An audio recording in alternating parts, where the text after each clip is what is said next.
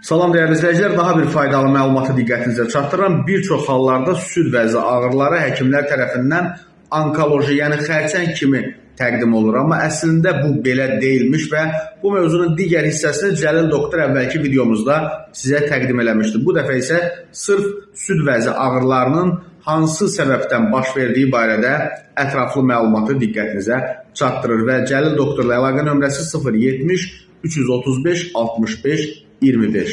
Salam, xoş gördük hər birinizi.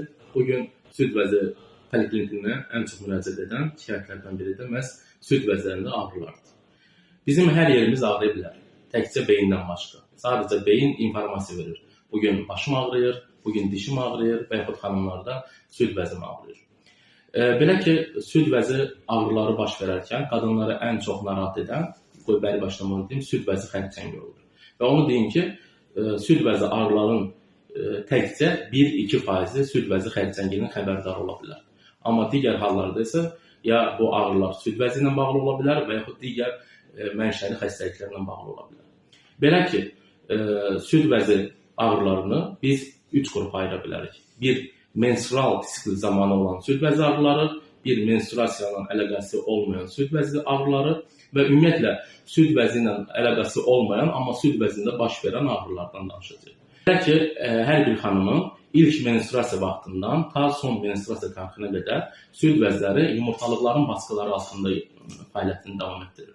Belə ki, fikir versəniz, hər menstrual sikl öncəsi xanımlarda süd vəzləri əvvəlkiyə nisbətən biraz şişkin vəziyyətdə olur və bu süd vəzlərini necə uşaqlıqda, ginekoloji orqanlarda, endometrium qatında dəyişikliklər baş verir. Eyni zamanda süd vəzin paylarında da belə bir dəyişikliklər baş verir. Süd vəzi kanalları genişlənir və bura hormonal sistemə əsasən luteal fazasına uyğun olaraq estrogenlər, progesteron hormonları sayəsində süd vəzində bir doluluq əlaməti müşahidə olunur.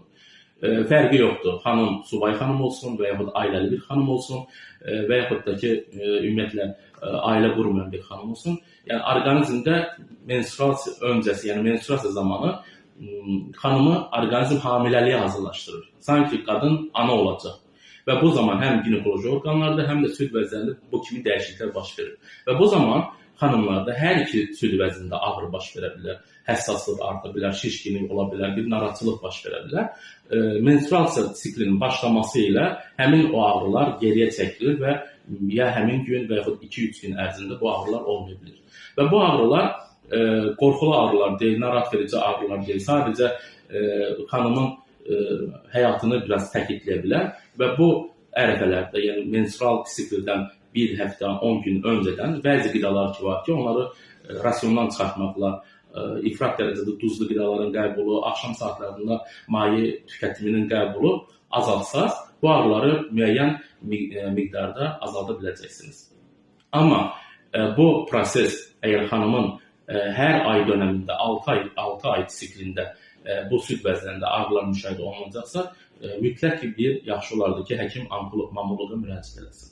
Digər isə bir ağrılarsa, menstrual sikllə əlaqəsi olmayan ağrılar, yəni fazanın aidiyyəti olmayan bir ağrılardır ki, bu zaman isə süd vəzinin ya birində və yaxud hər ikisində, ən çox da süd vəzinin birində ağrılar müşahidə olunur. Ağrılar göynədici ağrılar ola bilir, xəstələrin dediyi kimi sanki bıçaq batıcı ağrılar, iynə batıcı ağrılar kimi müşahidə olunur və bu ağrıların davam etmə müddəti saniyələrlə, hətta günlərlə davam edə bilər.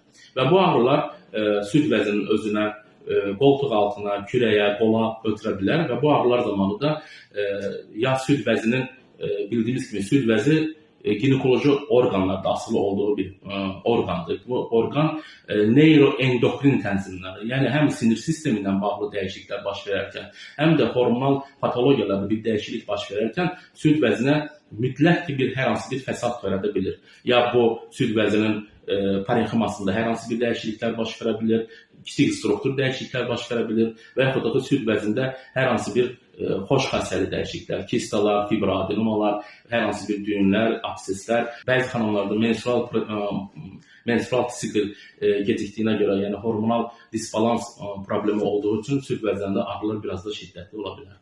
Bundan başqa isə elə ağrılar var ki, süd vəzi ilə əlaqəsi yoxdur. Amma ağrılar birbaşa süd vəzində olur. Və süd vəzinin anatomik quruluşuna baxdıqda, süd vəzi döş qəfəsinin ön səthində yerləşir.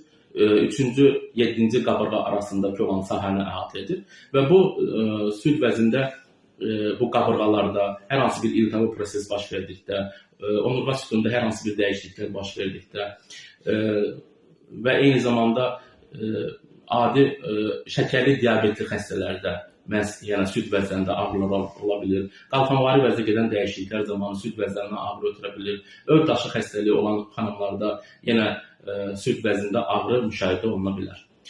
Amma digər ən əsas faktor isə süd vəzi xərçənginin ağrı verməsidir.